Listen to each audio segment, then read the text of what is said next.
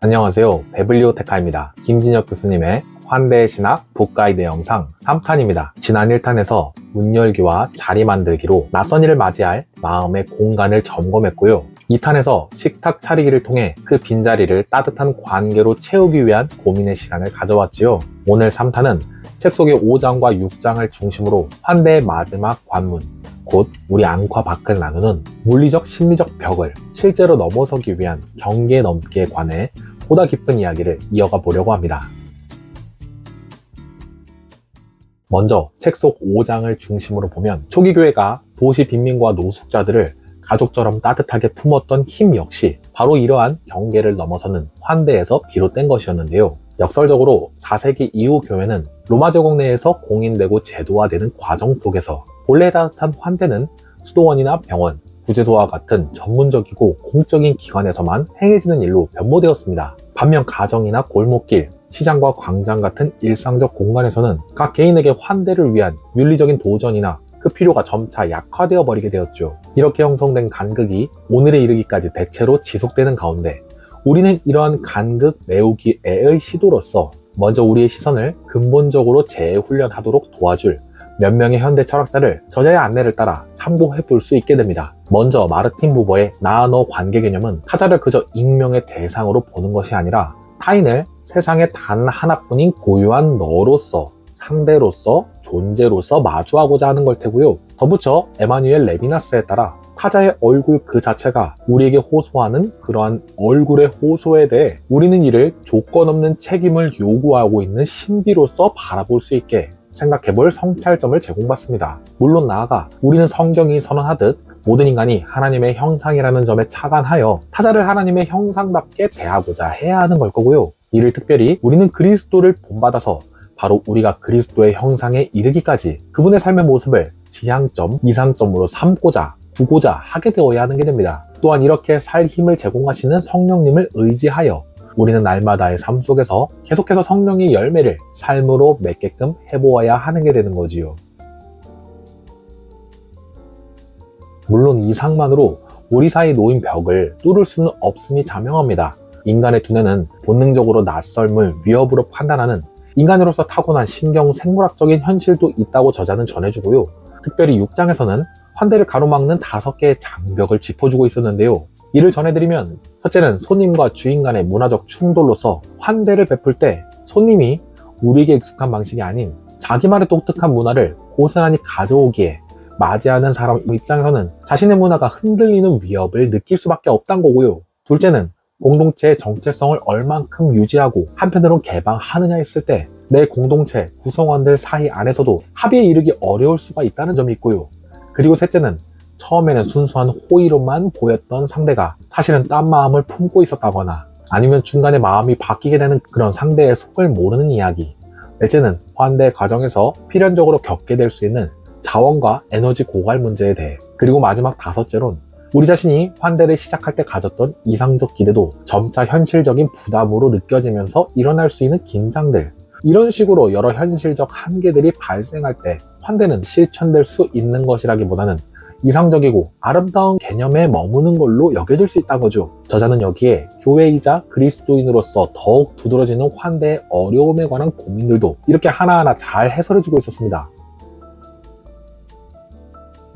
이런 맥락 속에서 저자는 자크 데리다의 무조건적 환대라는 개념을 제시하며 우리 그리스도인들에게도 무조건적 환대는 현실적 조건을 고려할 때 불가능한 이상일 수밖에 없는 것이기도 하면서요. 이렇게 낯선 일을 조건 없이 받아들일 수 있게 하는 일이 때로 공동체의 안정성을 뒤흔들고 개인에게 심리적, 물리적 위험마다 초래할 수 있을 건데도요. 그럼에도 성경은 끊임없이 우리에게 불편과 위험을 감수하면서 타자를 사랑하고 맞이할 것을 요청하고 있다는 것. 그런 의미에서 무조건적인 환대는 그리스도인이 선택적으로 실천할 미덕이 아닌 복음이 제시하는 본질적 윤리적 요청으로서 이해할 필요 역시 있는 거겠다고. 순수한 환대 이상은 실현 불가능한 긴장 속에 놓여 있으나 동시에 또 추구되어야 할 것으로서 이는 단지 당위성을 넘어서 하나님의 무조건적 은혜와 용서라는 이 복음의 본질적 메시지 앞에서 우리의 삶으로 현실화할 통로를 찾아야 하는 것이라 제안해주고 있는 거였습니다. 저자는 이에 관해 여러 성경 속 이야기들과 실제로 디트리 보네퍼의 삶을 보여주며 이에 관한 좋은 실천을 보여주는 사례도 제공하면서요. 결론은 무조건적 환대가 현실상 불가능하다는 사실이 그 이상점을 불필요하게 만드는 건 아니라고, 은혜를 믿는 사람만이 불가능과 필요 사이에서 무언가를 짊어질 용기를 얻을 수도 있는 거라고 제안을 그렇게 전해주는 것이었습니다. 말하자면 저자는 환대가 답없고 막막해 보인다는 사실을 그저 부인하진 않지만, 다만 현실을 뛰어넘는 모습이 바로 신앙인도 포기하지 않으려는 모습을 비춰주는 거였습니다. 이렇게 해서 우리의 환대는 문을 열고 식탁을 차리고 마지막으로 경계를 넘어서고자 하는 단계까지 이르게 되었습니다. 매 회에 걸쳐 책 내용을 바탕으로 하여 실천 방향에 관해서도 함께 고민해 왔는데요. 이로써 우리가 단지 개인의 변화뿐 아니라 공동체와 사회로까지 확장될 필요가 있음을 좀 더 확인하고 생각해 볼 수 있으면 좋겠다는 바람을 전해드립니다. 그럼 이제 이번에도 여러 각도의 실천들을 함께 살펴볼 수 있도록 해보겠습니다. 첫째, 먼저 개인적 적용의 사례부터 생각해 봅시다. 먼저는 내가 가진 편견 리스트를 만들기입니다. 이번 주 나의 일상에서 만난 낯선 사람들, 가령 배달원이나 새 이웃 또는 신규 직원 등이요. 혹시 그런 분들에 있어 내가 무의식적으로 가졌던 첫 느낌이나 편견이 있지는 않았는지 간단히 기록해보는 겁니다.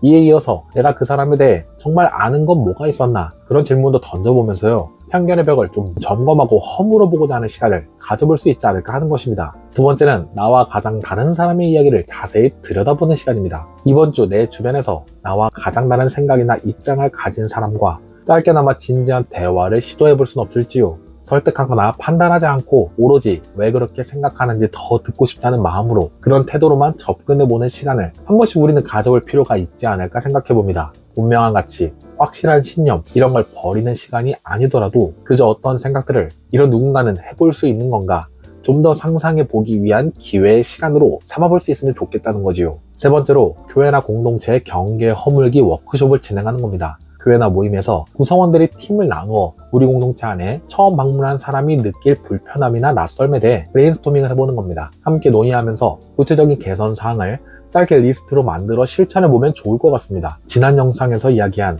처음 온 분의 방문자 동선 그리기가 그러한 연장에 있었을 것 같은데요. 안내문에 대한 부분이나 친교 공간에 대한 재구성 등 여러 각도의 이해에 대해서 좀 더 고민을 해볼 수도 있을 것 같습니다. 이번에는 경계를 넘는 작은 초청을 시도해보는 겁니다. 공동체 차원에서 평소에는 잘 초대하지 않았을 그룹, 근처 상가의 직원이나 지역 내 소외된 이웃이나 외국인 유학생이나 이런 분들 등 가벼운 식사나 티타임 모임을 단발적 혹은 정기적으로 계획함으로써요. 편안하게 이야기를 나누고 서로 소개하며 이야기하는 그런 부담 없는 교제의 자리로 만들어 볼 수 있도록 다각도의 고민을 해볼 수도 있을 것 같습니다. 어쩌면 가장 기본적이고 중요한 것일 수 있는데 이렇게 3탄 5번째 자리에서나마 이야기 드리게 된 내용 같은데요. 바로 경계 너머의 이웃을 위한 기도의 시간 갖기입니다. 개인적으로도 공동체적으로도 모두 실현 가능한 내용이지요. 우리 공동체나 바로 내가 잘 모르는 이웃이나 새로운 주민 혹은 지역 내 거주하는 외국인 이웃을 위해 구체적으로 기도하는 시간을 가져보는 것입니다. 함께 기도함으로써 우리는 기도하는 그들을 향한 마음의 문을 여는 환대의 실질적 첫걸음을 혹시 이런 시간을 통해 열게 될 수는 없을지 생각해 보게 되는 겁니다. 마지막으로 환대라는 실천을 지속하기 위한 마음의 태도를 세 단어로 요약도 해보려고 합니다. 첫째는 겸손이 아닐까 합니다. 나 혼자서만 이 세상을 살아갈 수 없음을 인식해야만 우리는 타자에게서 좀 더 배울 수 있게 되는 것 같아서 말이지요. 둘째는 인내이지 않을까 합니다. 실패와 오해, 실수가 자연스럽게 따라옴을 받아들이면서도 계속 그런 실패 속에서도 성령님의 능력을 의지할 때 우리의 관계도 조금은 더 느슨하면서도 끊이지 않는 인내의 성격을 가진 것이 될 수 있지 않을까 합니다. 마지막 셋째는 기대 같습니다. 하나님이 이미 우리보다 먼저 길 위에서 낯선 일을 맞아주고 계시다는 확신을 품음으로써 두려움보다 좀 더 설렘의 마음을 가지고서 말이지요. 우리는 기대를 동반한 겸손과 인내의 환대를 시행해 볼 수 있으면 어떨까 합니다. 이렇게 환대의 신학 북가이드 영상 3탄에 이르기까지 문을 열고 식탁을 차리고 이제 우리 사이에 물리적 심리적 벽을 넘어설 준비까지 해보는 시간이었지요. 환대는 해볼 수도 있는 하나의 미덕에 그치는 것이 아닌 그리스도인이 살아가는 방식 그 자체로서 우리 삶에서 실제로 실현되어야 할 복음이 주는 요청이라는 생각도 갖게 되는 시간입니다. 물론 그 와중에 우리는 환대의 현실적 어려움과 이상적인 요청 같다는 식의 긴장도 마주하게 되기도 했었지요. 그렇지만 바로 그 자리에서 우리는 다시 믿음의 힘, 신앙으로 할 수 있는 일을 상상해 볼 수 있으면 좋겠고요. 현실의 조건이 어렵다고 이상을 포기하지 않으며 오히려 그리스도의 은혜와 용서라는 복음의 메시지 속에서 그것이 우리 삶을 통해 드러날 통로로 무엇이 있을지 생각하는 시간도 되었으면 어떨까 합니다. 영상을 마무리하며 저자가 얼마나 뛰어난 연구자이고 설득력 있게 논의를 차곡차곡 전개해 나가는지 새삼 생각해 봅니다. 환대의 신학은 완벽한 현실적 가능성을 담보하여 우리가 추구할 지향점이라기보다는 복음이 주는 소망과 희망과 위로로 우리 삶의 새로운 가능성을 열어주는 그런 주제로 보임을 이렇게 잘 확인하게 되었으니까 말이지요. 그동안 3편의 영상을 통해 저와 함께 걸어와 주신 여러분께 감사드리면서요. 이제 우리가 이 내용들을 토대로 하여서 우리의 일상과 삶을 새롭게 해보는 시간으로 가져볼 수 있으면 어떨까 합니다. 오늘 영상이 여러분에게 용기와 소망을 주었으면 합니다.